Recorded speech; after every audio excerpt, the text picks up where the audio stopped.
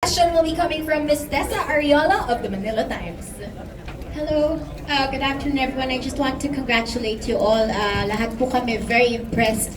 I know tomorrow you'll be opening in selected cinemas and kasabay niyo po yung Super Mario Brothers, pero talagang may laban po tayo doon sa lahat ng mga effects natin. So, I think the man of the hour, Direct Mark, my question is for you. Yes, bakit po kailangan panoorin ng mga kabataan ng Voltes 5 Legacy at ano naman ang dapat na asahan ng diehard fans from the live action adaptation?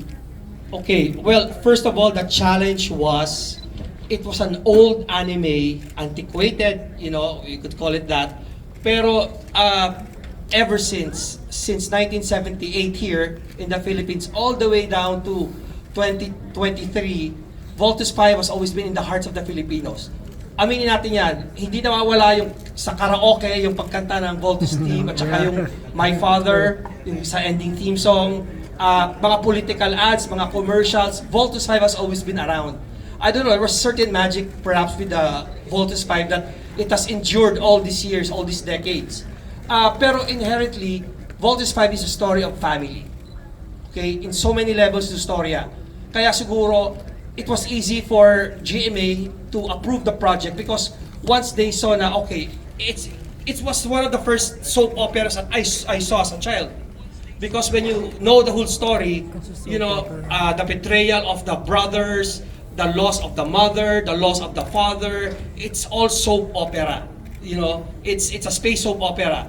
And that hailed from Japan, but it was very near and dear to the hearts of the Filipinos. Kasi yan ang gusto natin yung nagtutulungan, yung mga magkakapatid, yung mga magkaaway, si Mark at si Steve, tapos magsasanib puwersa, tapos yung kalaban mo, hindi mo alam, kalahi mo, kadugo mo. So all of those things, it's in one big pageantry.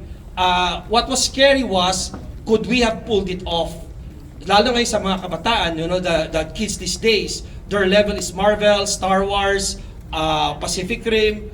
Could we have pulled it off? I just had the audacity of ignorance 2014 when I did a pitch tape with the help of Jay Santiago of Riot, and I said, Jay, kaya ba to? And surprisingly, it was serendipity because Riot's dream project was Voltes 5. So it was just, we worked together in Encantadia and several other projects. So nung nabuo may mutual kami, dream na gawa ang Voltes 5, we developed a pitch tape. We presented to Toei, to Telesuccess, and to GMA, and then we presented to Toei. Back then, that was 2014. I was kidding Jay, iba pa yung technology noon, pero ang ganda na lumabas ng pitch tape for GMA and for Japan to approve the level of the robot then, the graphics, was very impressive already. But then it took, that was 2014, so 9 years. It took 9 years for this to be developed. Then in came, thank you. Then in came the pandemic. So all these problems, was part of this whole legacy of the production of Voltes 5. Pero I guess the proof is in the pudding, as they say. And you saw, this is the first time I saw the AVP, So I was very impressed that they were, because I was on vacation. So they did it on their, sila Miss Helen was the one behind that. So I didn't have nothing to do with the AVP. So I was very impressed. And at least you could see the culmination of basically of the whole series on the level and standard that we really tried to maintain. Naubos na dugo sa akin ng mga producers ko kasi, budget pa lang, and then with the pandemic, we had to stretch. I think it's safe to say, even if I get fired, that we added so much shooting days, taping days to Voltes 5 Legacy. That's how adamant GMA was na, no, hindi natin to titipirin. Sorry.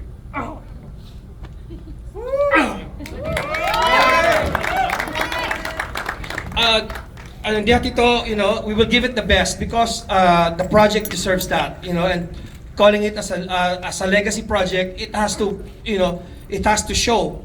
It has to be revered and emulated and hopefully liked by you people. And then, so yun po yun, okay na sa series. Then Miss Annette Gozon had this brilliant, crazy idea. Said, you know what? Why don't we show it in the cinema?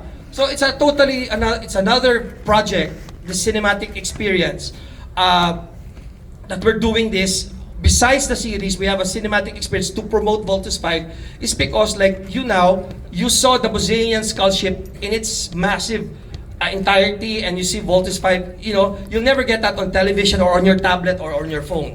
That's why GMA decided, panoorin nyo to kung gusto nyo. Hindi namin sinasabi na pinipilit namin kayo, pero iba yung experience ng cinema na 5.1, it's surround sound. No, I'm not allowed to say 5.1 because 5.1 is dated na. It's surround sound. You see it on the big screen. You see Voltus 5 in a very big scale instead of just watching it on television. You have that choice. So you're lucky that you'll be able to see what it's all about. But the cinema experience is just 2 hours of the 80 episodes that you will see on television. So, wag yung in-expect na, pinanood namin ng cinema, di na kami manood. Ang dami nyo pang papanood, ang dami pang revelation. Out of 16 Beast Fighters, 2 lang makikita nyo sa cinema experience. So, yun. Sorry, I got emotional because the rush of emotions from way back on how this thing came to be is really something for me. It has been a vision quest to do this, and then sila Miss Lilibet, Miss Reggie Magdo, Miss Cheryl, they really fought for the project. And then si LGM of marketing also, Miss Lizette also fought for it. I was in the board presenting this to FLG, and everyone backed up the project, and FLG could say was, Direct Mark Reyes, congratulations, no one has ever had it easy in this boardroom. Put Voltus 5 on the board.